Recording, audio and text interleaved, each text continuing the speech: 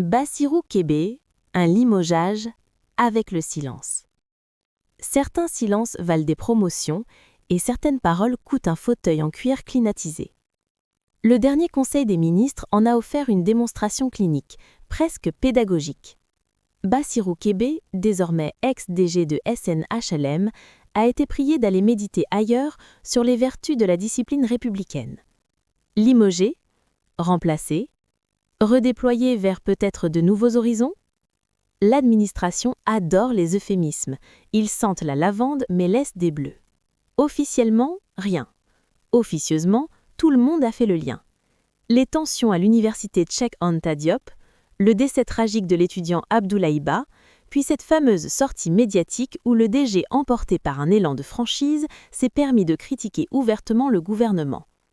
Un directeur général qui parle comme un chroniqueur, voilà une audace qui, sous nos latitudes, confine au suicide administratif.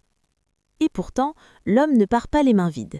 Il peut, sans rougir, revendiquer d'avoir profondément métamorphosé la SNHLM, d'en avoir secoué les habitudes poussiéreuses, imposé un rythme nouveau, esquissé une véritable rupture dans la gestion et l'ambition. Là où d'autres administraient la routine, lui a voulu imprimer sa marque. Modernisation, réorganisation, volonté affichée d'efficacité.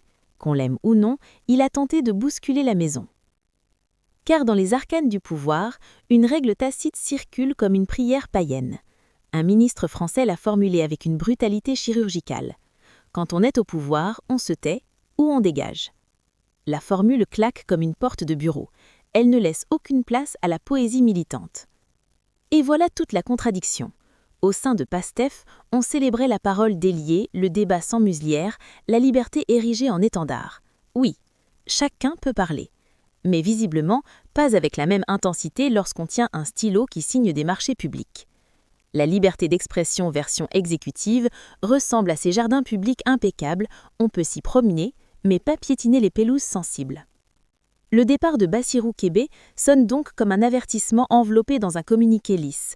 On peut être un réformateur zélé, transformer une société d'État, afficher une ambition de rupture, mais la première réforme exigée d'un haut responsable reste la loyauté silencieuse.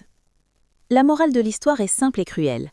La rupture est applaudie quand elle vise les structures, beaucoup moins quand elle frôle la ligne gouvernementale. Dans la grande chorale du pouvoir, chacun peut